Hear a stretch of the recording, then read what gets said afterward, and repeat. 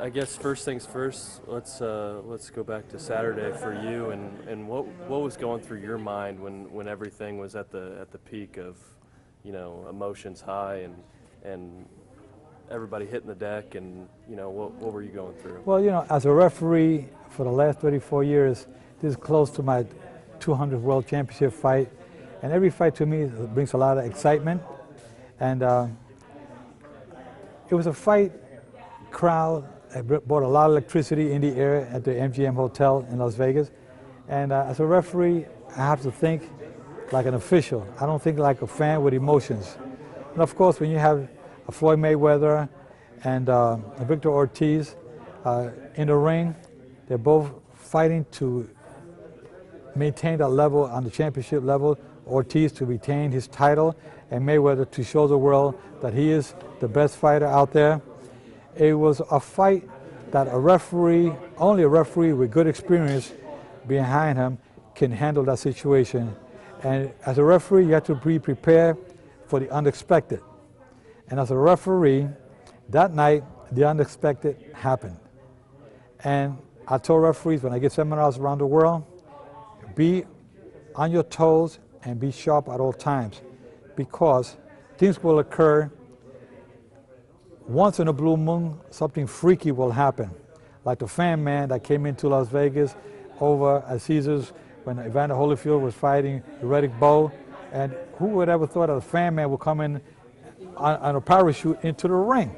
Well, that night at the Mayweather-Ortiz fight, what occurred there was that Ortiz, a young fighter with a lot of spirit and determination, wanted to win so bad, and he comes from a background of hardship, and he strived to be the best. He was smart enough to go to college and get a good education, but he also wanted to be the best champion in the world.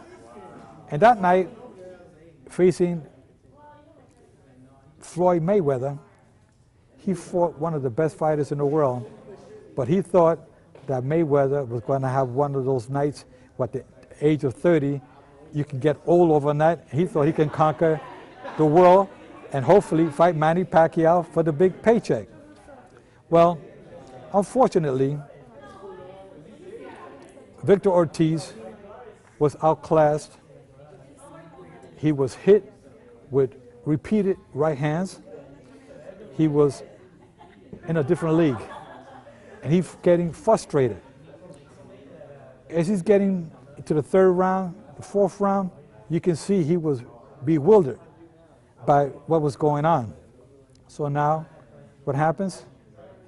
In the fourth round, he opts to start fighting dirty. When a fighter is hurt, he loses control, he's not thinking right, so you make mistakes. And he made two big mistakes that night, and I'll go with the first one. The first one was intentionally headbutting Floyd Mayweather, cutting him on the lip. I called time, separated them. I took a point for the flagrant foul, which is a no-no in boxing. Went to the judges, 1 point deduction. I scolded him. I warned him about what he just committed, to please stop that, and it was something that he should have not done. Now, I give my hand signal to commence the bout. When I give my hand signal, I don't have to say it verbally, I can just, my signal is, my hand is to resume the contest. Well, I look at the timekeeper just to make sure that the clock is running, because I already gave the signal. He makes a grave mistake by lowering his guards again to apologize. He apologized after I did the point deduction. He even kissed Mayweather on the cheek. So apologetic about what the infraction that he committed. It was a no-no. But now he wants to, when I said time is in, buddy. You do not lower your guards again. That's why we say keep your guards up at all times when I give him the instructions. And he let his guards down to apologize again because he felt so guilty of the grave mistake he made. Mayweather, rightfully upset, took advantage of the opening and clocked him with a left hook and a straight right hand, and I had to count him out. very unpopular call for a fighter to retain or to win the championship, Mayweather, because we don't want to see like sportsmen. We want to see sportsmanlike conduct. However, when the referee says time, that means to fight, not to start embracing and kissing again. We didn't need that. He did it once, not the second time. Second time, Floyd Mayweather took advantage of it and knocked him out. It's a very unpopular call because it's like if I tell you, hey, look, your laces untied, you look down, I'm going to clock you. People don't like that. Even though it's legal, under the guidelines of boxing, the rule says keep your guards at all times. The referee said time in, shame on you for letting your guards down. And Mayweather took advantage of it. Like Mark, the commentator, Larry Merchant said afterwards, he says it was a legal sucker punch, something that we don't like to see in boxing. People say, well, you know, referee Joe Cortez could have disqualified Mayweather. Well, that's not, the rules didn't say that. When I said time in, the clock is running, anything that happens within the legal rules, which is punch, and to beat your opponent, Mayweather took advantage of it, and that's what happened Saturday night. As a former boxer and a Hall of Fame referee, how thankful are you that you were the one that was refereeing this bout? Well, you know, after being inducted into the International Boxing Hall of Fame this past June, it was an honor for me to referee a mega fight like this coming out of the induction. And my commissioners and boxing historians, people that know boxing, congratulated me for a job well done. But the fans don't want to see that. They think that Joe made a grave mistake by letting Mayweather get away with that. There's something I cannot help. When I look at the timekeeper outside the ring, I'm just making sure, as captain of the ship, that every person that was working that night, including the timekeeper, which is under my supervision, when I gave him the signal, I want to make sure that he had the clock running. I don't want him to fall asleep at the bell and let the round go longer. So I just make sure that he was on time with my call, which he was. There are some pretty interesting still photos of you as you're turning around and the look on your face. What was the first thing that was going through your mind when you turn around and well, see what you know, just if I'm going to the timekeeper, I'm telling the timekeeper, you know, make sure that the time is in. He just nodded to me, time is in. I can see from here that a punch is coming. I look, because, you know, I don't know if the punch is coming towards me. I look in surprise because I was surprised that this Victor Ortiz would drop his guards. This is something we don't do in boxing. I was surprised, more surprised at the mistake that he made by lowering his guards. Then I saw the right hand follow that, and down goes Ortiz. I was very surprised, just like everybody else around the world. One message that you talked to the kids about tonight was thick skin, and there was a lot of comments about you made this week by you know, media all over the world. Just talk about that and how you've been able to deal with that. Well, you know, as a referee, I tell referees around the world, you have to have thick skin in this business because you've got to be able to take the criticism, the good ones and the bad ones, because that's, as a referee, you're damn if you do, damn if you don't. But I was telling the students here tonight at the university that in life, people will try to put you down. They can get knocked down, but you have to get up and keep going forward. And I can take all the criticisms. I know I did my job the way I was supposed to as a referee, but I'm not defending myself. I'm trying to educate the fans around the world who don't know boxing. Me being in boxing for over 40 years, well, over 50 years since I started boxing as a fighter myself, I'm trying to educate the fans and some of the sports writers that don't know the sport. Because when we have seminars, I look around, I never see a sports reporter in our seminars where we talk about different issues like what happened Saturday night and what to do and what not to do. You hinted at retirement. What's the possibility of this dramatic bout being your last one? No. With a fight like this, you don't go out with a fight like this. You see, because like I said, people may think that if I retire because I retired what happened Saturday night. No, absolutely not. I've been thinking about retirement after I got inducted into the Hall of Fame, but I think there's still a little fire left in my belly to keep going for a couple of more major fights.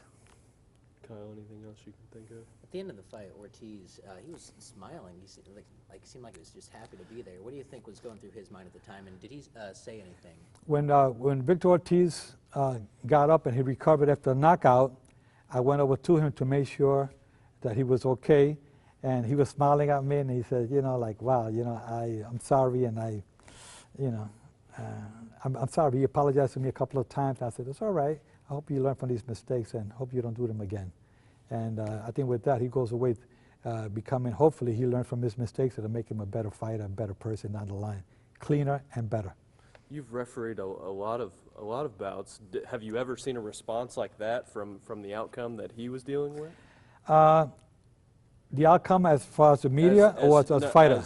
From him, that he was still apologetic to you even after he got knocked out. Yeah, well, you know, first of all, Victor Ortiz is an intelligent young man who has a great heart. He's a well-educated gentleman who's gone to college, and he knew he made a big mistake. And he knows it was the opportunity, the best opportunity of his life. And when you make a grave mistake like that by using dirty tactics, by using the headbutt to hurt your opponent, because you can't hurt him with your glove, that he opted to go with the head. He was so frustrated. He realized afterward, after he got knocked out, that, you know, like, I'm sorry, you know, Joe, he realized he made a big mistake. And I think he learned from that. He never protested about my call. He was more in shock himself for what occurred because of the ignorance that he put into that action at that moment. He was just plain ignorance and immature and not having the experience. And hopefully he learns from the experience. Like all of us in life, we make a mistake, we learn from it, and we go forward and become better.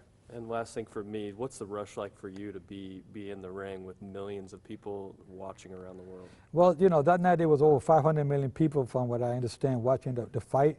And for me, I think I get more nervous talking to an audience here in the auditorium than I do refereeing the fights.